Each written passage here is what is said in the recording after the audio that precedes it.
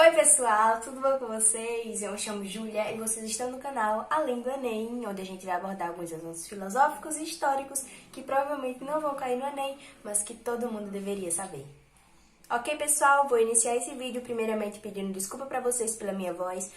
Acontece que eu tô meio rouca, então pode ser que a minha voz seja meio estranha, mas eu acredito que mesmo com essa voz eu possa passar um pouco do conhecimento de Al-Farabi pra vocês. E é esse o nosso tema de hoje, Al-Farabi. Iremos abordar um pouquinho sobre a filosofia medieval, especialmente filosofia no Islã.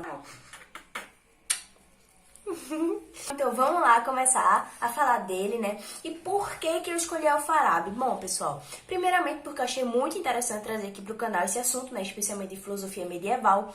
E uma coisa muito importante, eu vi que o conteúdo a respeito disso aqui no YouTube é muito escasso. Então, desde já eu peço para que vocês valorizem aqui o meu trabalho. Não é fácil fazer esses roteiros, uma vez que a gente tem que procurar referências realmente verdadeiras, fontes verdadeiras, para não trazer notícias falsas aqui para vocês, né? Para não trazer informações equivocadas aqui para vocês. Mas enfim, sem mais delongas, vamos começar nosso vídeo.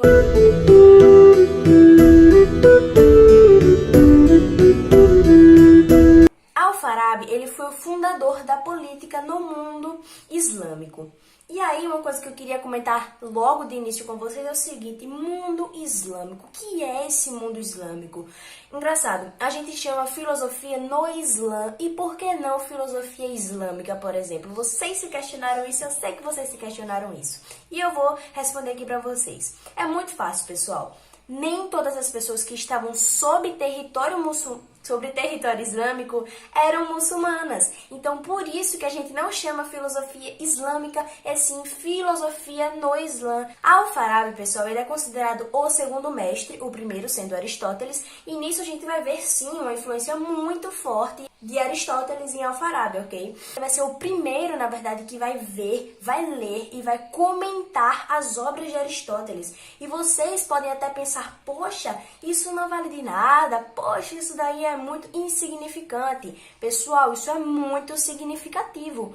Naquele período, a filosofia ela ainda estava começando a fazer parte do pensamento árabe-muçulmano. A priori com Al-Kindi, porém, por que a gente chama aqui, por que a gente diz que, na verdade, Al-Farabi foi o fundador da filosofia política no mundo islâmico e não Al-Kindi? É simples, pessoal. Al-Kindi não chegou no nível de profundidade que Al-Farabi chegou. Pode ser que você esteja meio confuso, caso você não goste de filosofia, caiu aqui de paraquedas ou é apenas um amigo meu me ajudando. Mas, pessoal, é muito válido que vocês pesquisem um pouco, mas eu vou tentar deixar o máximo esclarecedor, ok? Ok, então, em síntese, Al-Kindi foi anfitrião de Aristóteles, porém não conseguiu atingir a profundidade que Al-Farabi conseguiu. Tá aí, tudo bem? Tudo bem? Tudo bem? Perguntas, comentário, ok, pessoal? Perguntas, comentário.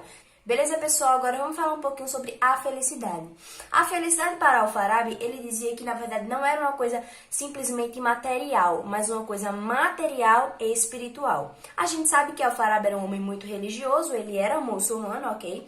E por isso, ele tinha como objetivo consolidar a filosofia e a religião. Ele queria explicar os dogmas de sua religião através da razão, através da filosofia. Ele queria realmente fazer esse mix, digamos assim, entre esses dois. Ele queria realmente explicar os dogmas, as coisas, através da luz da razão. Então, esse é o objetivo aí de Al-Farabi.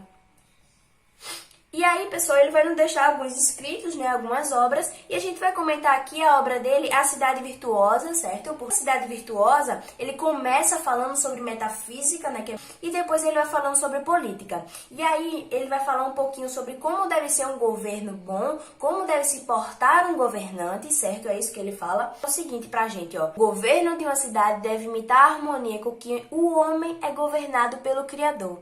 Sacou? Sacou? Sacou? O governo de uma...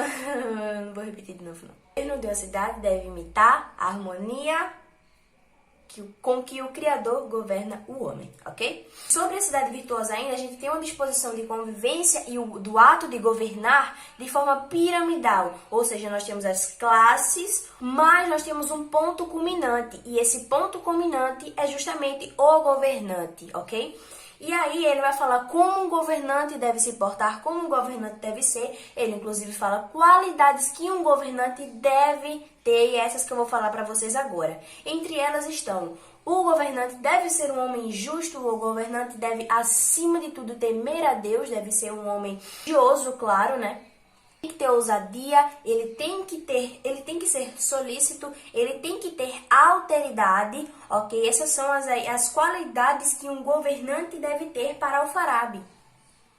E ele ainda fala: um governante que não tem essas qualidades, ele não é um governante bom. Um governante que não está à frente, no caso, à frente não no teor de superioridade, não, eu digo na frente na questão de liderança, nas coisas boas, ele não é um governante bom, ok? Muito importante também é que a felicidade para Alfarabi, ela não é só felicidade neste mundo. Ele fala também, no caso, nessa vida. Ele fala da felicidade também como na felicidade da outra vida, a outra vida que ele acredita. Ele fala que o ponto primordial, digamos assim, a maior preocupação de uma cidade... E galera, o seguinte, muito importante que eu tinha esquecido de falar, desculpa. Quando o Alfarabi está falando cidade, ele na verdade também se refere, né, ele indica um império universal com várias diversidades étnicas, linguísticas e religiosas, uma vez que a lei islâmica ela visava ser universal. É importante que a gente entenda isso também, ok? Então, a cidade virtuosa para Alfarabi basicamente é aquela que um ajuda o outro, as pessoas se cooperam entre si, né, umas às outras, elas ajudam umas às outras. Uma coisa muito importante que a gente pode, acho que não todo mundo, mas acho que a maioria das pessoas aqui já perceberam, é a influência, né, de Platão também em cima de Alfarabi. Quando ele fala de cidade virtuosa, ele também nos remete, né, à cidade ideal de Platão, a cidade ideal platônica, como a gente sabe que tem também. Então, basicamente, Alfarabi, ele pega os conceitos da cidade ideal de Platão, né, como ele é muito influenciado por Platão, ele pega os conceitos da cidade ideal de Platão e coloca no contexto islâmico, coloca no seu contexto, né? No caso, o contexto islâmico, entende?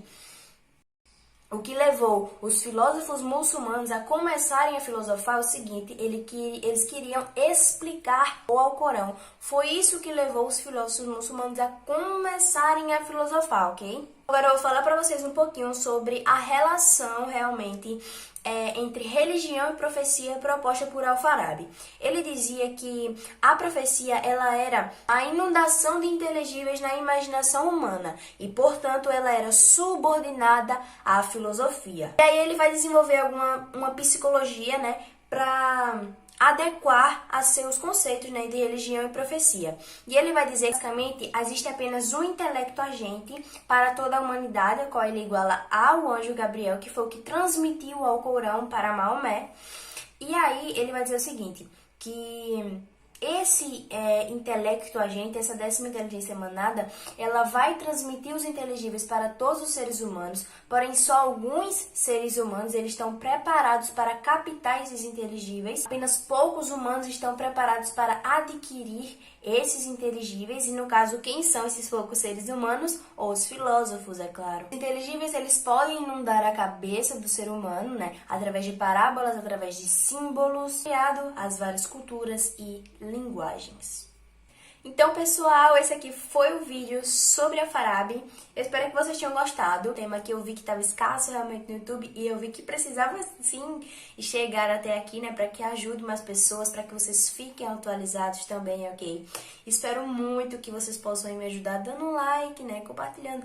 Manda para um amigo seu. Se vocês gostaram, acompanhe aí o vídeo anterior que foi sobre o Imperador Estoico, Marco Aurélio. Falamos sobre Meditações, né, que é o livro dele. Falamos sobre estoicismo e falamos um pouco sobre como foi aí esse tempo, né, que Marco Aurélio esteve à frente de Roma. Espero que vocês tenham gostado mais uma vez. Comentem aí suas dúvidas, comentem se vocês gostaram, se não gostaram. Sua crítica é muito importante para mim. Muito obrigada, pessoal, pela atenção. Um beijo para vocês.